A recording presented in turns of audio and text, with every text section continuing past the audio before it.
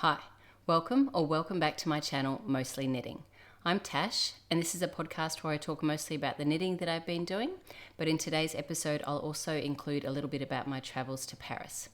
So it is Wednesday the 3rd of December and I'm recording from Sydney, Australia.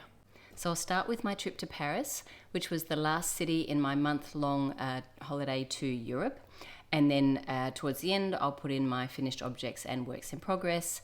And in my trip to Paris, I'll also talk about the yarn stores that I visited and the acquisitions that I got, including the pop-up store for La Bien-Aimée. I had 2.5 days in Paris, which isn't very long, but I did my best to make the most of that time. I left Cologne in the morning and caught the Eurostar and got in around lunchtime on Wednesday, so a week ago.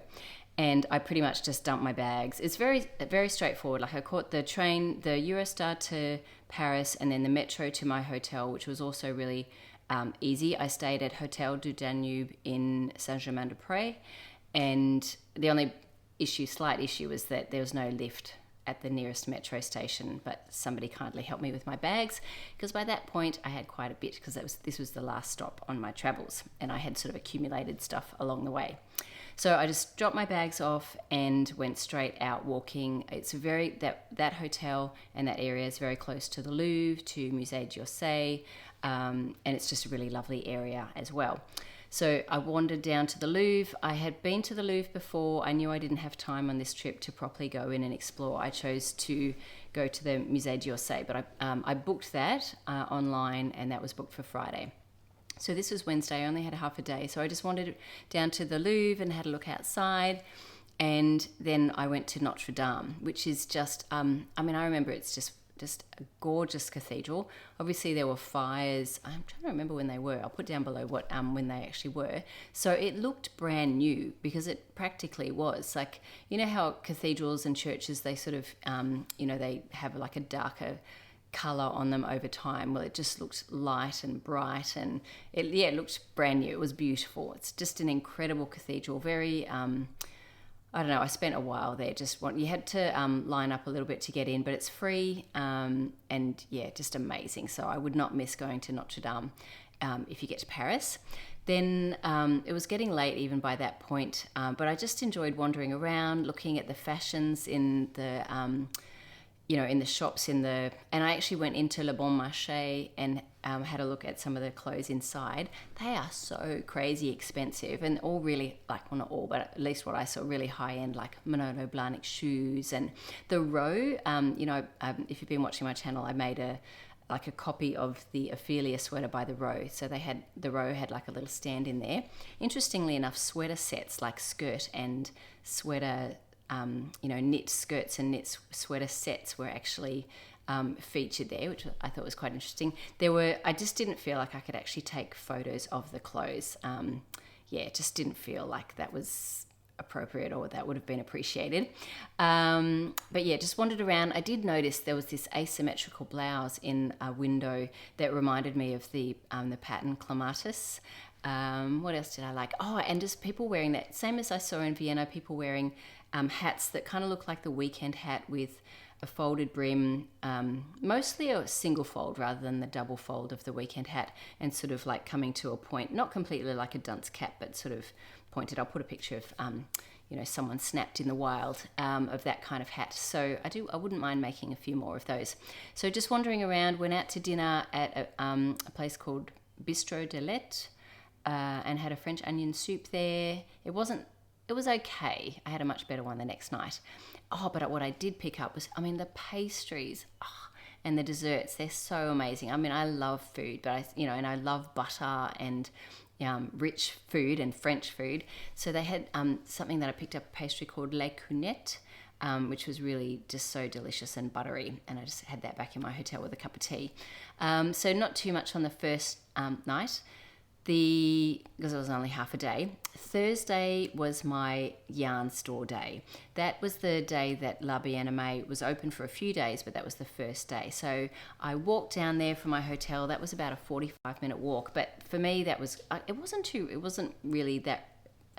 cold, and it wasn't too rainy. I was pretty lucky. It sort of rained towards the end, but I managed to walk down there, and I got there 20 minutes early, and I saw about 3 people already outside the shop, and there was a cafe next door. So I thought, oh, I'll have time. I'll just go have coffee. And had a coffee, and I met another knitter there at the cafe, and we chatted just a little bit. And then it was like about 3 minutes to 11. So I thought, oh, well, we better, because it was opening at 11, we better go out and, go to the store. It should be open. And there was a massive line already. The lady that I met there, Tweedip, we were both like, oh, we've just been sitting here chatting. We could have got in line. So we were sort of like, and we didn't, because it was quite a small store. They were definitely staging people of going only a certain maximum number of people, and then someone comes out, someone goes in. So it was, we ended up waiting in line. And at first I was like, oh, I've only got 2.5 days in Paris. And, how long am I going to be waiting in line? But it turned out to be so lovely, because I had an opportunity to chat with Tweedip and another lady that was in front of us, Miriam, and the three of us just chatted, and it was like a 45-minute wait. So it wasn't actually very long. And that was a bonus, because I got to chat with Tweedip about, she's a journalist living in Paris, and she's just written a book about operas. And Miriam was from Quebec and also lives in Montenegro, and she was just on her way back to Quebec going via Paris, and happened to be, like me, happened to be on the time when La Bien-Aimée was open. And she actually has a really like a nice high-end soap store in Quebec called I'll say the name, Savon Smilka. I'm not sure if I'm saying that right. So, but they're only available in Canada. I just thought I'd mention that.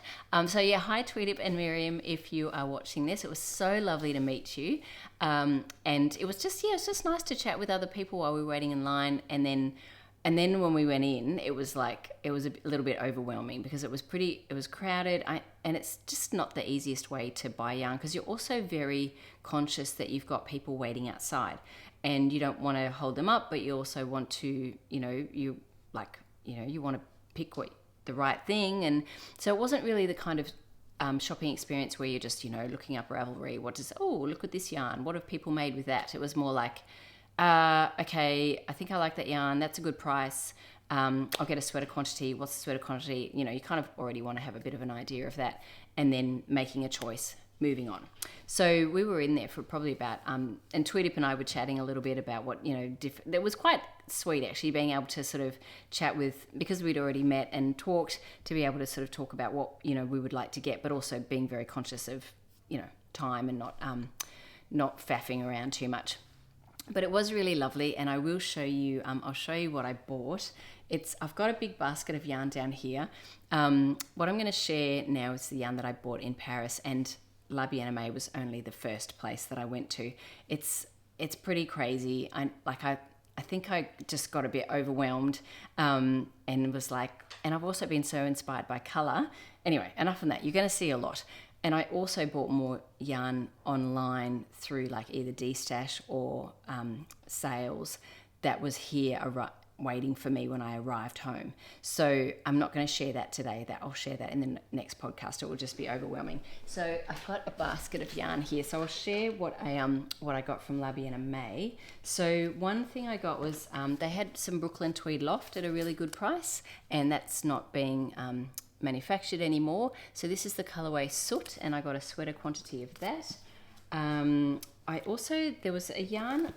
There was some Woolfolk yarn that I've only tried 2 different Woolfolk yarns before, and I haven't really liked either of them that much. The Woolfolk Luft and the Woolfolk 2. Now this is Woolfolk Far, and actually we'll show you this because it's kind of interesting. Most of them were like this. I bought the 5 skeins that they had in this color. Really nice. That's it all tightly wound up, and this is what it looks like once it's sort of burst from its skein. See how kind of like it's got that sort of chain neck construction. Anyway, so I've got 5 skeins of that. Each one is only 130 meters, but it's pretty bulky. So it's like a 16 to 17 and a half stitch gauge. So probably like a vest or something like that from that. I really like that color. And then I went to the La Bien-Aimée wall. Actually, before, I'll just mention one other one this was at the checkout, as you do. There's extra yarn just like right there, and I found this one here. This is Juno Fibre Arts Alice DK. Now I've used this yarn before in the Alice lace, and it's a merino silk cashmere blend, and it's so soft. So there was only one skein of this, and I think this was the only Juno Fibre Arts that I saw, and this is 100 grams, 225 meters, so it's a worsted weight, and that's definitely enough for a hat. So I'll make a beanie out of that. It's so soft. Then the La Bien-Aimée. So I'll mention just this one. I got mostly merino singles, but I did get one, not merino singles, but where is it? The merino sock, I think. The merino super sock. And it's going to be a lot of colour coming. So I got one of those for a ripple camisole. I'm actually wearing, this is a finished object. I'll talk about it at the end, but this is for a ripple camisole. So full on. Now these are all one of a kind colorways, so I'd have to kind of guess what it was meant to be, but it doesn't really matter. Whatever it was meant to be, I like it. And then, also, sorry, before I get into the super sock, I did the merino singles. This, I do get 2 skeins of, this is their mohair silk, and there's really good yardage in this. It's 50 grams, 500 meters. So I've got 1,000, it's full on color. And then let me show you the merino singles that I got. So I don't want to make too much noise. Let me see.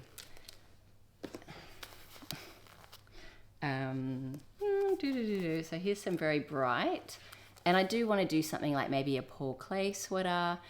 So they're all the kind of bright ones. And then one more like intense. I don't know if this one will go with the others, but I think this, I don't know. I do really like it though. It's pretty cool. I'll show you them all individually. Such a Barbie pink color. That one there, very minty. This one here, and like a musk stick pink. And then I got 3 of these ones. Now I'd probably have to alternate and stuff with those. So that would be like the main base color, and then all of my crazy bright colors afterwards. So that was La Bien-Aimée, and that actually sort of, because it opened at 11 and I was waiting for 45 minutes and in there for about 45 minutes, it was about 12:30 by the time we left. And so I walked back to the hotel and left that there and went to another yarn store. So I went to, it's actually not just a yarn store, I went to I can't quite get the right, La Droguerie.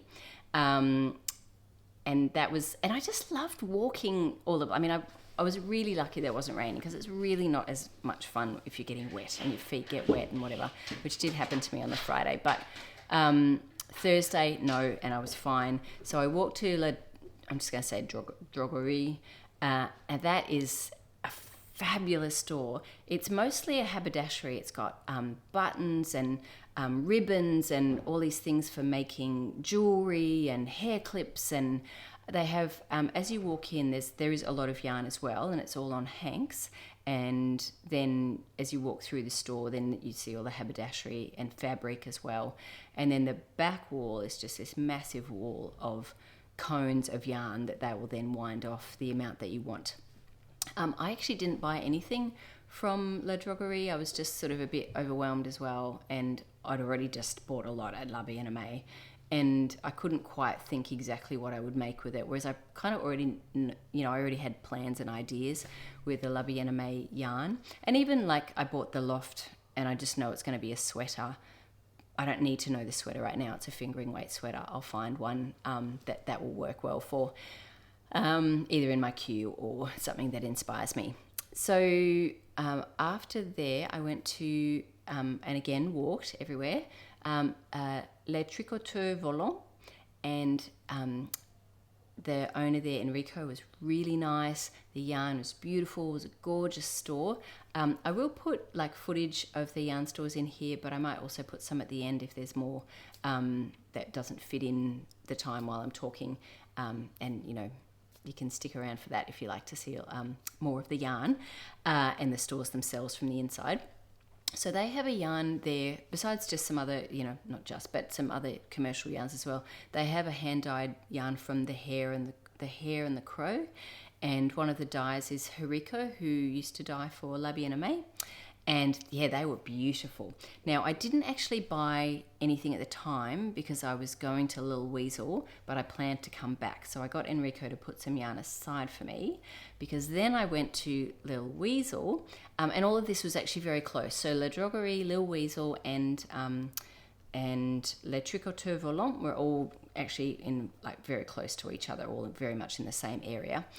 So I walked to Little Weasel and I met a viewer named Madeline. So Madeline got in touch with me and said that she would be free to meet me on Thursday afternoon. So I sort of structured my afternoon around, I went to Le Tricoteur Volant to just have a look, and then I came back to Little Weasel for 4 o'clock. There's actually 3 stores at Little Weasel. It's all the one shop, but there are 3 kind of little locations all kind of near each other, but they're not connected. So there's one for the summer yarns and needles, then there's one for more like the winter yarns, which is sort of the main, I guess, part of the store, and then across is there's a fabric and haberdashery, but mostly fabric. So I met up with Madeline, and I was sort of we were looking around the store and I had some ideas, but then I sort of thought, let's go have a cup of tea and a chat while we get to catch up and, meet in person and talk. And then I'll have a think about what I'm actually going to go back and get. So, and that was so lovely. It was so nice to meet Madeline, chat with her. She was such an interesting person. And she's actually has, lived so many places. I won't, go into everything about her because I don't know how much she wants me to share about her personal life, but it was just so interesting talking to her and hearing about her life. And yeah, and I guess that's the thing too for me, not just being in a city and knowing nobody, being in a city and getting to make a connection with another knitter and meet them and have that same shared interest was really wonderful. So we went just across from the main wool store of Little Weasel, the sort of winter wool section. Right across from there's a fabulous tea house. It doesn't open until 1 p.m. because I did try to go back to it the next day, but it wasn't open. I went in the morning and it wasn't open. But they have just a really lovely selection of really nice teas and a little pastry. So Madeline took me out for that. So thank you so much, Madeline. It was so lovely. And also just to check out and Madeline was wearing she just finished the Joji Locatelli One Love Mystery Shawl, and hers was so beautiful, and I was so inspired because she made it with a 4-ply yarn with a silk mohair. No, or maybe it was a suri alpaca silk. It was gorgeous.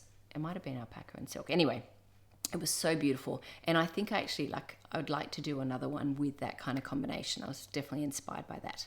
So anyway, we chatted, and then it was actually, because it was the Thursday night, that was actually Thanksgiving. And Madeline has connections to the US personally, and her husband as well. So she was having a Thanksgiving, sort of a small little Thanksgiving get together that night. So she didn't have a lot of time. So we were sort of on a, time crunch, but that was probably good anyway, because everything was shutting at 7. The shops shut at 7, which is pretty late. But anyway, so we went back to Little Weasel, and I'll show you what I got from Little Weasel. So I got some Fiorellino Tilia, which I've not tried before, because that was something I really wanted. I wanted to try more yarns that I haven't used before. And they can be a bit hard to get. So Fiorellino Tilia is available at a shop in Perth in Australia called Calico and Ivy, but you're ordering online, you don't get to see the colors in person. They may or may not have stuff in stock, so it's not always that easy. And then I got a matching Arwetta, and that together is going to be a cocoon cardigan by Anne Vensel. Now, for this cardigan, you actually are meant to hold the mohair double and with a merino yarn. Now, this is slightly heavier than the yarn that you're meant to have with it. You're meant to use Fiorellino Saga, which is 300 meters for 50 grams, and this is 210 meters. So it will definitely make a heavy. The only other one that I could have chosen, there was a yarn there that was 100% alpaca that had about that yardage, but I just thought with the silk mohair and the alpaca, then maybe it would be too drapey, maybe I needed a little bit of the wool.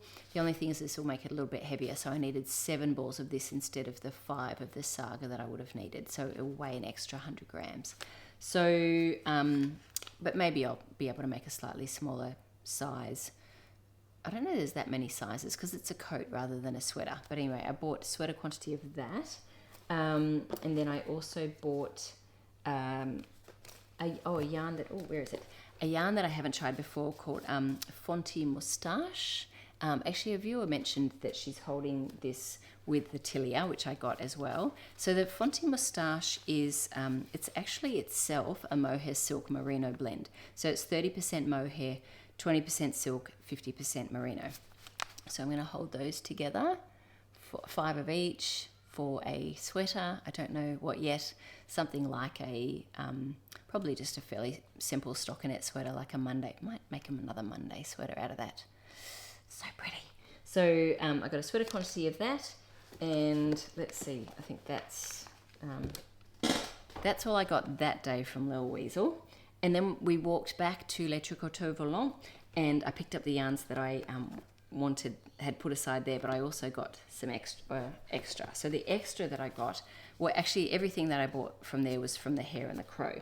So this is what I bought one of this one here. This is merino singles. Isn't that pretty?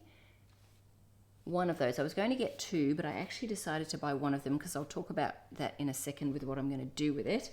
I also got, look at this. These are so gorgeous. Now, they're not all the same. This one is, so this color was called Nox. And there's actually 2 and 2. This one's Floribunda, and I got 2 of those.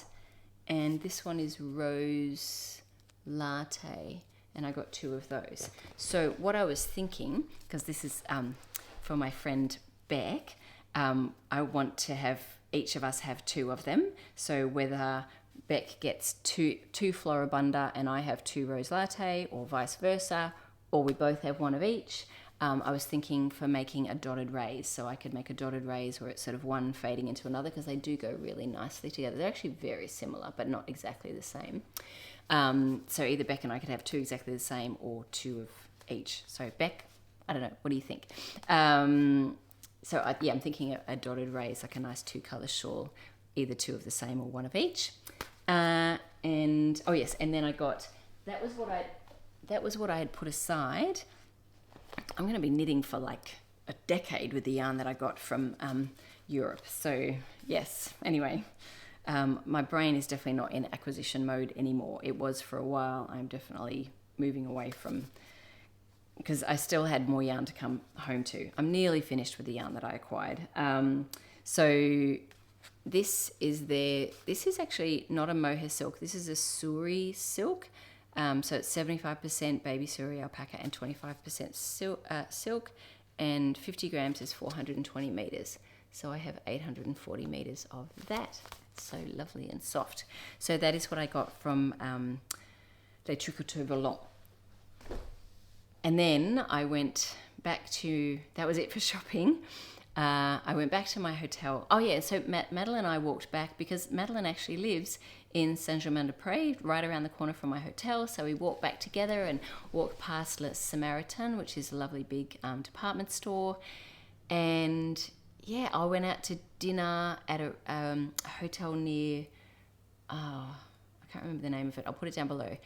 It was just like recommended, and it was just up the road. And actually Madeline said it was one of her favorites because I asked. I was like, she lives nearby.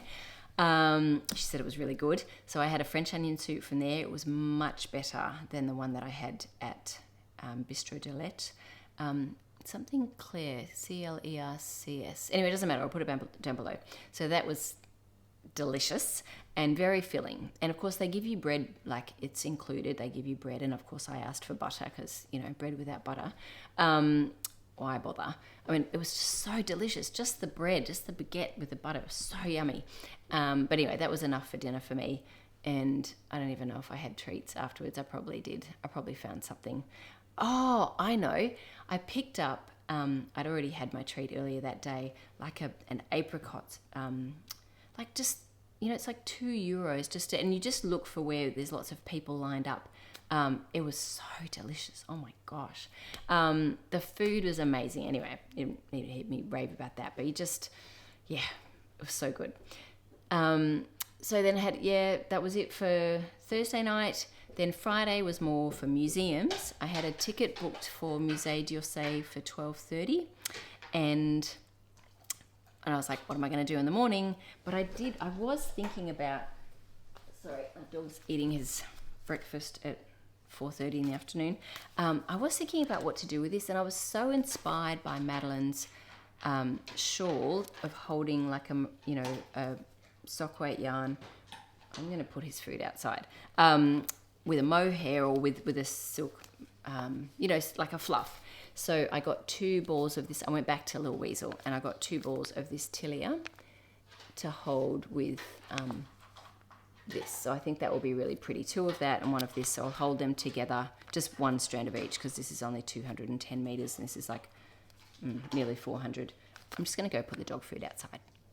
So whether I hold that together for the One Love shawl or something similar, just a 1 skein shawl, I think that will be really lovely. But having been inspired by Madeleine's, I think I'll probably do the One Love again, but with this yarn. So, and hopefully the 360 meters, I don't know, I'm hoping it will be enough. I'll talk more about that because that's one of my finished objects, is my One Love shawl, but just out of her merino single knot with the mohair. So I went back to Little Weasel, so I got 2 of that. But I also thought, I've just been so inspired by these weekend type hats that I picked up a skein of Avetta, Fiorellino Avetta, and another tilia to do in this colour to do a weekend hat, which I've actually already cast on. And this is an extra one because I got 2 of these. And I bought 1 extra of these to make another pair of ruffle socks because I thought that would be quite sweet. And then if I run out of yarn for the weekend hat, I've got whatever's left from this to use for the weekend hat. And then I also have more of this for my sweater, that if I run out of this for the weekend hat, I'll be able to use that. Then I also got the same kind of combination in a brown. I don't have any extra, so I can't run out, but I'm making the pink one first, and then that will give me an idea on yardage and number of rows, and then I'll make the brown one second, and if I need to cut it out a little bit so I don't run out, just cut out a couple of rows. So yeah, that's a lovely chocolate brown. This one's lost his ball band just from being squished in my luggage. Oh, it's such a beautiful chocolate brown colour. So that's it for the yarn from Paris. So yes, I went there first, then I went to see because it's nearly Christmas, they have all of the displays in the window, so that I'd already seen some at Le Bon Marché, and I went walked to Galeries Lafayette and Printemps, and and they just had really cool displays, and they often have like a little section for little kids to sort of have space to, little stairs for them to climb up and be able to look, so that they're able to get in front of adults basically. And then I walked to Musée d'Orsay. By that time, it was really raining, and my shoes got wet, and my socks got wet, and I'm like, I'm going to spend time in this art gallery, in this museum looking at art, and I'm going to be here for a while. So I just went into the bathrooms, and how they have like dryers that sort of, like Dyson kind of like, coming at you. So I took my shoes and socks off one at a time. So standing on one leg with my shoe and sock, drying it, and then swap, put it back on, stand on one leg, shoe and sock, drying it. It actually really worked, so that I could spend the next 4 hours at Musée d'Orsay wandering around and just enjoying the art. It was amazing. So you don't have to book a ticket, I don't think, but if you've already booked one online, you just don't. It's a much shorter line, and everyone was waiting in the rain in the line, so it was good. I was already wet, but my clothes weren't that wet, but just my feet. So it was good to be able to dry them and then wander around. There, the paintings, they have paintings by Degas, Renoir, Monet, Van Gogh, Cézanne, Toulouse-Lautrec, Gauguin, Seurat, like just amazing. So my focus is I really love Impressionist and Post-Impressionist paintings, and yeah, it was just spectacular. So, and then I don't even know what I did after that. I think I went back to the same restaurant, and I didn't have French onion soup. I had something else, but I can't even remember. Like it was delicious. Whatever I had, I think I had pate for dinner, and and an apple tartatin for dessert, because I'm a dessert queen. So yeah, it was amazing. So that's all the time I had. I had a taxi pick me up at 5:15 to head out to a very early flight home via Doha. I think it's like 28 hours door to door from the time I left the hotel to the time I got home, and got in on Sunday night. So I'm still a little bit, I've been up at 3:30 in the morning the last couple of mornings. So I'm doing okay at the moment, but at about 8 o'clock at night, I'm like, okay, I'm ready for bed. So I'll settle back in, but I'm feeling okay right now. And I'm back at work. I went back to work on Monday. So that was a bit rough on Monday, because I actually slept on the plane, which meant I didn't sleep that well on Sunday night. So anyway, I'm okay. I survived. Yeah, so it was amazing. And I love Paris. And there are a lot of things that I didn't get to this time. Like I didn't get to the Louvre. I didn't go back to the Eiffel Tower. So many more things Paris just is an amazing city. But I would like to go back with family. So I'm definitely going back. Anything that I, didn't get to see again, I'll be back again. I used to, I went the last time I was in Paris was with my mum, but the main time when I spent a lot of time in Europe was in 1997, which is 28 years ago. And I took a whole year off, the whole year, 1997, I took off and worked in Steamboat Springs in Colorado as a lift operator. I worked at a cherry orchard in Michigan. I hiked around New Zealand for a month. I also went to Europe for 3 months, and it was amazing. They had this thing called Eurobus. I'd love to hear in the comments if anyone was in Europe in the late 90s when they had this Eurobus. It was so good. It was kind of like Eurail, but even better.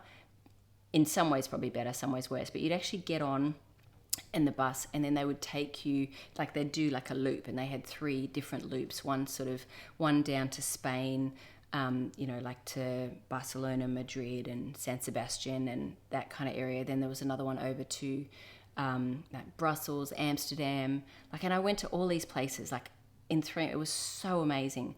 Where else? To Brussels, Amsterdam, Munich, and that I think it might have been Prague. I think it was that one actually, because I've been to Vienna before. I mentioned in my Vienna video that I hadn't. The bus stopped in Vienna, but it stopped at 3 a.m.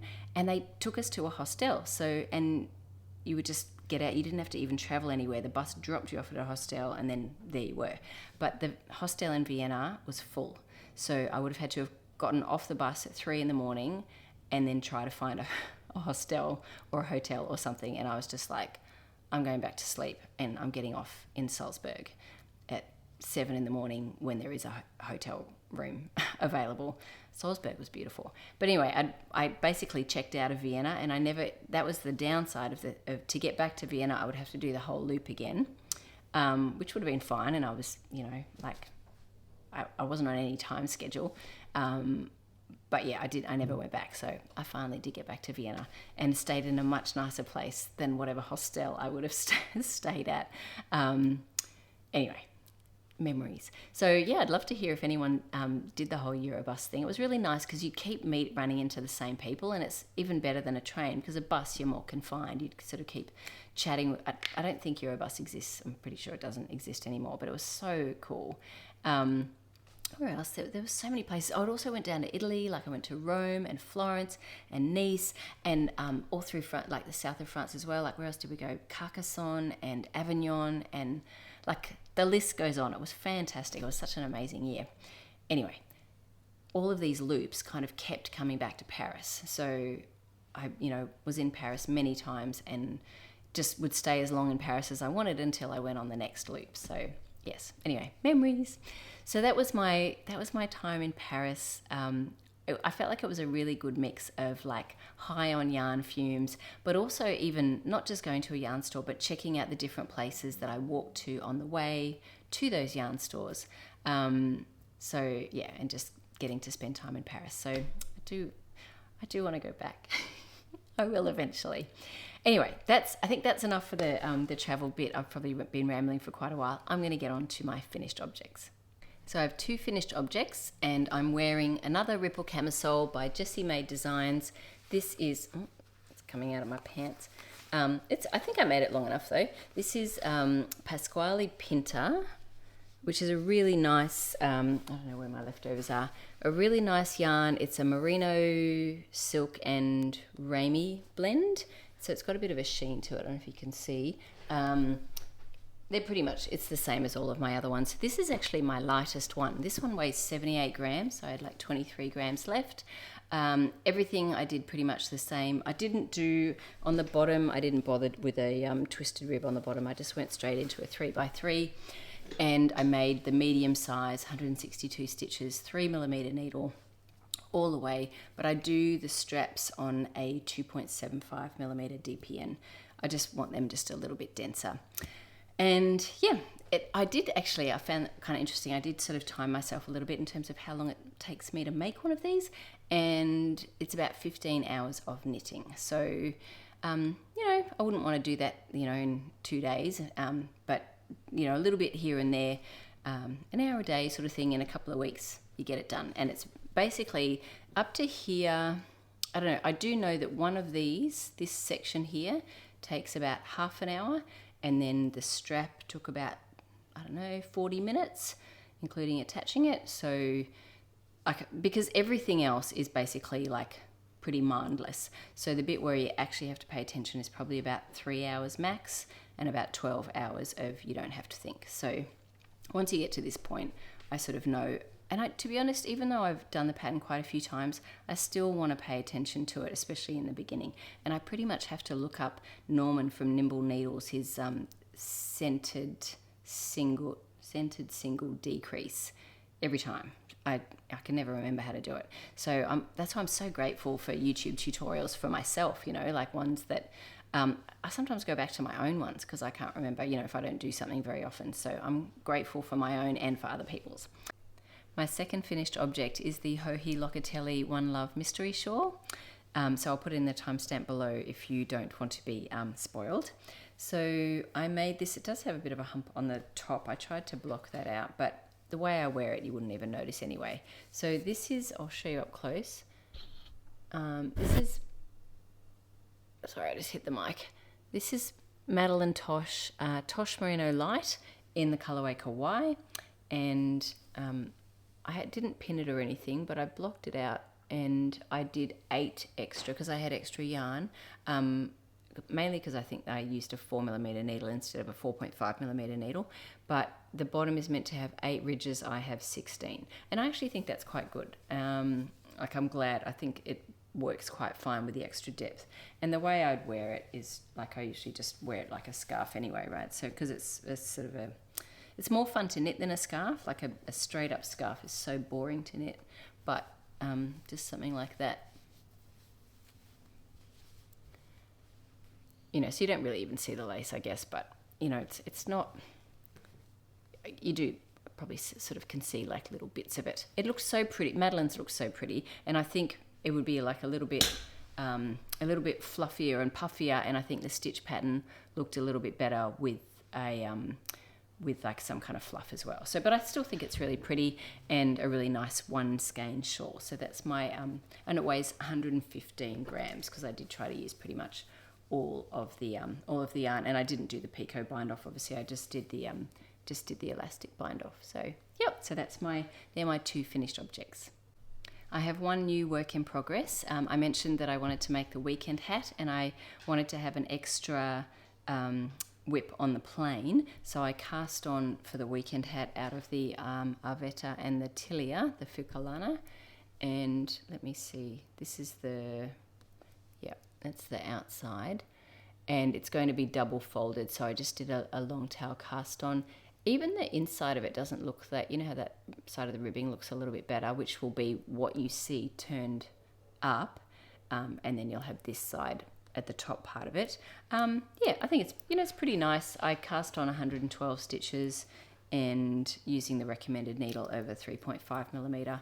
It looks pretty small, but it's, you know, 1 by 1 rib has heaps of stretch. So that is obviously not a lot done on that, but like that's just going to be sort of, you know, my portable knitting. My other travel work in progress is toe-up socks with gusset heel. I'm not sure if I had already started these actually. This is from the, I got this yarn in Budapest. This is the Meilenweit Lana Grossa Meilenweit dip. 2 of these balls, 200 meters in each one. So I'm making a pair of socks, and I want to get the whole of the gradient, so I'm going to make long socks. So toe-up socks are really good for when you want to use the whole thing. So I started, and I'm using Wendy Johnson's toe-up socks with a gusset heel in a fingering weight yarn, starting at 28 stitches and increasing to 64. But I'm actually using a 2.5 millimeter needle this time, and that is actually a little bit easier on my hands. I'm such a tight sock knitter that 2.25 is really dense, and it does hurt my hands a bit just with the tension. And it still fits fine. So 64 stitches, it's a little looser and a little roomier. I probably could have less stitches, but I don't think I could get a 56 would probably be too small. So anyway, they feel fine, and I've tried them on, they fit really well. Now, because this is going to go a fair way up my calf, and I have pretty substantial calves, I am going to increase at least 8 stitches, maybe up to, I've made knee socks before and increased to generally about like 76 stitches, but this is a larger needle, so maybe 72 up the leg, and then probably one by one cuff, not sure, 1 by 1, 2 by 2, I don't know, or a twisted rib. I do like a twisted rib cuff. Maybe a twisted rib cuff would look quite nice in that pinky, that sort of dark pink color. So yeah, I've made quite a bit of progress on that. It sort of pretty much was the brown most of the foot, the speckled pink for the heel and going up, and then where am I up to?